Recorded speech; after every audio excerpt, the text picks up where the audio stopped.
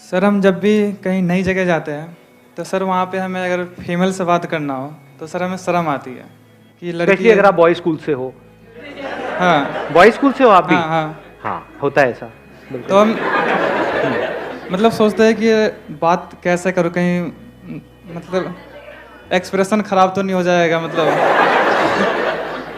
इस टाइप। बिल्कुल सही, मतलब बोल ये रहे हैं लेकिन ये बहुतों के दिल की बात है ये। यस और नो? यस और नो? देख लो कितना शोर मचा रहे हैं लोग। हाँ। तो सर वही बात करने में मतलब हिचकिचाहट सी होती है। तो अब आप, मैं क्या क्या चाहते हो, मैं लव गुरु बन जाऊं मतलब?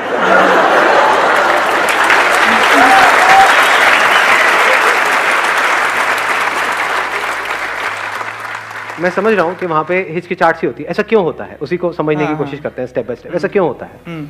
क्यों होता है? सर अबे रुक जाओ, ठीक है बात करें ना, हम अपना बात करें। हाँ हाँ बिल्कुल कंफर्टेबल हो जाओ। आप यहाँ पर मेरे लिए आए हो, मैं आपके लिए हूँ, ठीक है, डेट पे हम।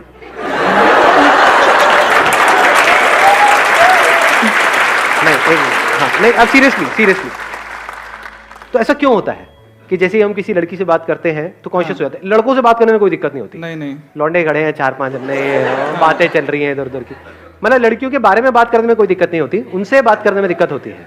राइट, यही चैलेंज है। जी सर। हाँ, तो ऐसा क्यों होता है? सर मैं वही आपसे अरे नहीं, मैं नहीं बताऊं, ये गड़बड़ हो जाएगी। मिलके डिस्कवर करेंगे, मिलके फाइंड आउट करने की कोशिश करते हैं। आपके साथ होता है?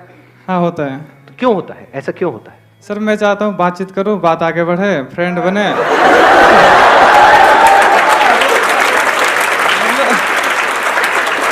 तो सर गलत मीनिंग नहीं है मेरी। नहीं, गलत की मैं भी बात नहीं कर रहा हूँ। हाँ मैं समझ गया, मतलब आप सिंपल एज अ फ्रेंड किसी से बात करना चाहते हो, लेकिन उसमें कॉन्शियस हो जाते हो। ऐसा क्यों होता है? क्यों हम बात करने में कॉन्शियस होते हैं? कोई और बताना चाहेगा, इनकी हेल्प करना चाहेगा, जिनके साथ एक्चुअल में ऐसा होता हो? इनके साथ में जो बैठे हैं उनको देना माइक। हाँ आप भी खड़े हो जाओ। हाँ बताओ। Fear of rejection. Fear of rejection, कि वो रिजेक्ट कर देगी, लेकिन आप उसको प्रपोज थोड़ी कर रहे हो, आप तो बात कर रहे हो। सर अगर वो इंटरेस्टेड नहीं है बात करने में तो उससे क्या हो जाएगा? वो बोल देगी मैं इंटरेस्टेड नहीं हूं तुमसे बात करने में। हमारी तो इंसल्ट होगी ना फिर। अरे यार, अब ये बहुत बड़ी गड़बड़ है। इंसल्ट की डेफिनेशन को ठीक करो। इंसल्ट होती है कि जहां पे आपने कुछ किया और दुनिया को उसके बारे में पता लग गया, दैट इज एन इंसल्ट। उस लड़की से ना तो आप दोबारा मिलने वाले हो, जिसने मना ही कर दिया वो तो दोबारा आपसे कभी मिलेगी भी नहीं। सर अपनी फ्रेंडों को तो आपको पता है, किसी और को थोड़ी पता है। अपनी फ्रेंडों को तो बताएगी ना सर। ये एक नई कॉम्प्लिकेशन है। अपनी फ्रेंडों को तो बताएगी। एक मिनट रुक लो। अगर किसी ऐसी लड़की को आप अप्रोच करो जो आपको जानती ही नहीं है, बातचीत ही तो कर रहे हो, और किसी ऐसी टॉपिक के बारे में बात करो। अब मैं कुछ और तो नहीं बनता जा रहा हूं ये सोल्यूशन निकालते निकालते। अबे यार क्या बना रहे हो।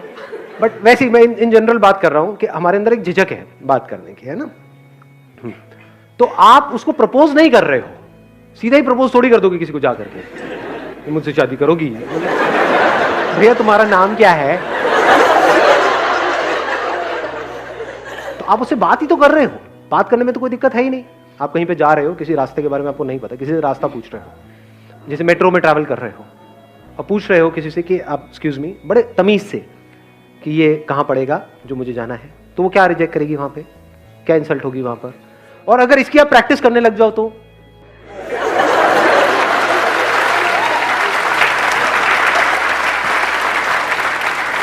अभी प्रॉब्लम की जो जड़ है ना, वो पता है क्या है, कि हमारी प्रैक्टिस नहीं है फीमेल से बात करने की। तो वो हमको भूत प्रेत की जैसी लगती है, मतलब एक एलियन की जैसी है बहुत। ये फैक्ट है, मैं सच कह रहा हूं। बहुत लड़कों के लिए इंडिया में फीमेल से बात करना मतलब कि पता नहीं क्या, एक हवा है, जबकि एक्चुअल में ऐसा कुछ नहीं है। रिस्पेक्ट चाहिए होती है और कुछ नहीं चाहिए। देखो अब आंसर भी मिल रहा है। हाँ एक मिनट, सही जगह से आंसर आ रहा है। एक मिनट रुकना, माइक लेकर के बोलना। बस गर्ल्स को रिस्पेक्ट चाहिए होती है और कुछ नहीं चाहिए होता। बार बार से दिखाने के लिए नहीं, अंदर से एक्चुअल में आपके अंदर रिस्पेक्ट है उनकी, जिनसे भी आप बात करने वाले हो, चाहे वो अनजान है, लेकिन बड़े रिस्पेक्ट से, बड़े अच्छे से, तमीज से आप बात कर रहे हो उनसे। तो दो ही चीजें होंगी, या तो वो मना कर देगी कि नहीं मुझे नहीं पता रास्ते के बारे में, या वो आपको बता देगी। तो जब बताएगी तो बताते बताते थोड़ी बहुत तो बात होगी ना, तो वहां से थोड़ा तो कॉन्फिडेंस डेवलप हो रहा है ना। तो जब इस तरह से आपका कॉन्फिडेंस डेवलप हो जाएगा, तब आप औरों से भी बात कर पाओगे। अरे कोई ऐसा कोर्स ज्वाइन कर लो यार जो सिर्फ लड़कियां करती हैं, अपने आप ही आप अलग बन जाओगे। 1 महीने मेकअप का कोर्स करो ना, वहां पे 90% फीमेल्स होंगी। साइलेंस बिल्कुल खत्म हो जाएगी। ओके, शाइनेस बिल्कुल ही खत्म हो जाएगी। नहीं, सही कह रहे हैं, मतलब कोई बुराई नहीं है, है ना। वहां पर सोचो कि मतलब सिर्फ 50 फीमेल्स हैं और एक अकेले आप मेल हो, या 2-3 मेल्स हैं, तो खुशी की लहर दौड़ गई है जिंदगी में। अल्लाह, हाँ। फिर तो कॉन्फिडेंस पूरा आ जाएगा।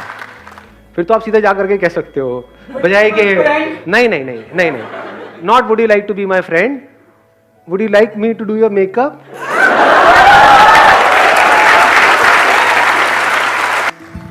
हाय सर। या हेलो सर, मुझे जो पूछना है ना उसका आंसर आप हाँ या ना मत देना, कुछ प्रॉपर आंसर चाहिए। अभी तक मैंने सारे इम्प्रॉपर दिए हैं। आपको किसी चीज से डर लगता है? क्योंकि आपने अपने सेशन में कहा था अगर मेरा ये बिजनेस भी चला जाएगा तो चला जाएगा, तो फिर भी कुछ ऐसा है जिससे आपको डर लगता हो? मेरी बीवी से। सच बोला है, मेरी आंखों में देख सकते हो।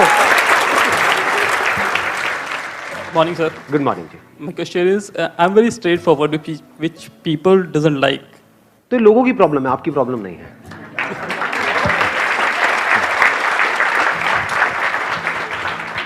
सर, लाइफ में लक कितना क्रूशियल रोल प्ले करता है। जैसे मैंने अपनी जॉब छोड़ के बिजनेस किया, उसमें सब सेटअप किया, फिर भी नहीं हो पाया, फिर मैं हार गया। फिर अब मेरे अंदर इतनी हिम्मत ही नहीं है कि मैं फिर से स्टार्ट करूं, और घर वाले भी कोई सपोर्ट नहीं कर रहा है, कह रहे हैं कि नहीं हो पाएगा, तू अनलकी है। अगर आपका एक्सीडेंट हो जाता है जिसमें आपकी खुद की कोई गलती नहीं है, तो उसको आप डेस्टिनी बोल सकते हो, लक बोल सकते हो, कोइंसिडेंस बोल सकते हो, चांस बोल सकते हो। लेकिन अगर आपने कोई बिजनेस किया और वो बिजनेस नहीं चला, तो उसमें लक का कोई रोल नहीं है। जो बिजनेस का चलना और नहीं चलना है वो समझ से कनेक्टेड है। तो वहां पर अपनी किस्मत पे काम नहीं करना है, समझ पे काम करना है। Please have a seat. I just want to ask कि जो हमारे साथ बुरे हैं उनके साथ हमें अच्छा होना चाहिए या इक्वल होना चाहिए?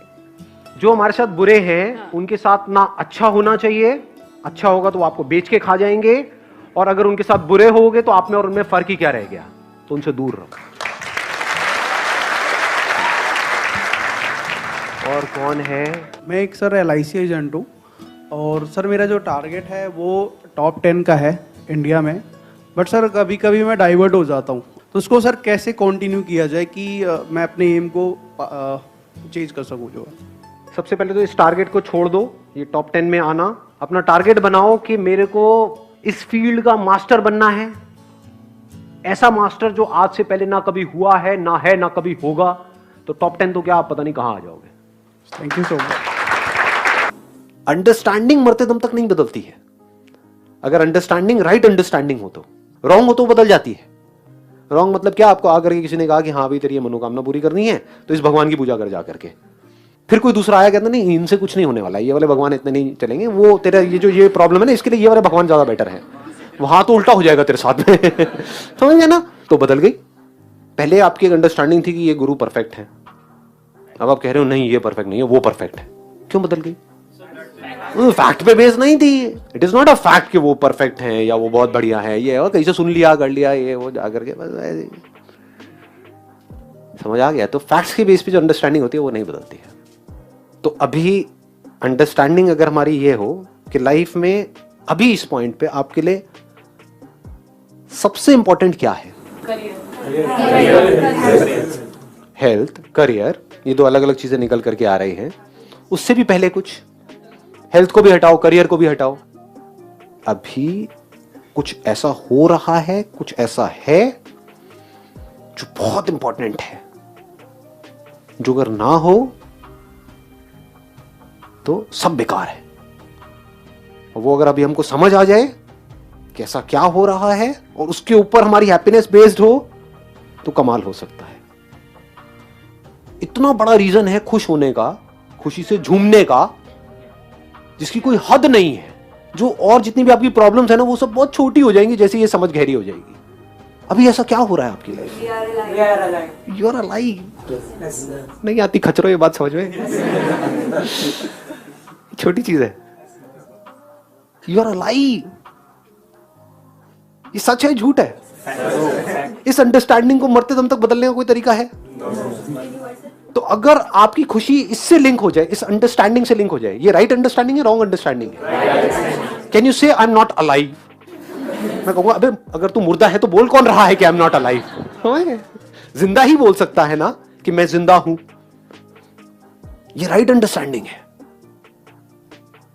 मैं हेल्दी हूं, मैं बीमार हूं, वो एक अलग टॉपिक है। मैं सक्सेसफुल हूं, मैं फेलियर हूं, वो एक अलग टॉपिक है। मैं दिखने में अच्छा हूं, मैं बुरा हूं, वो एक अलग टॉपिक है।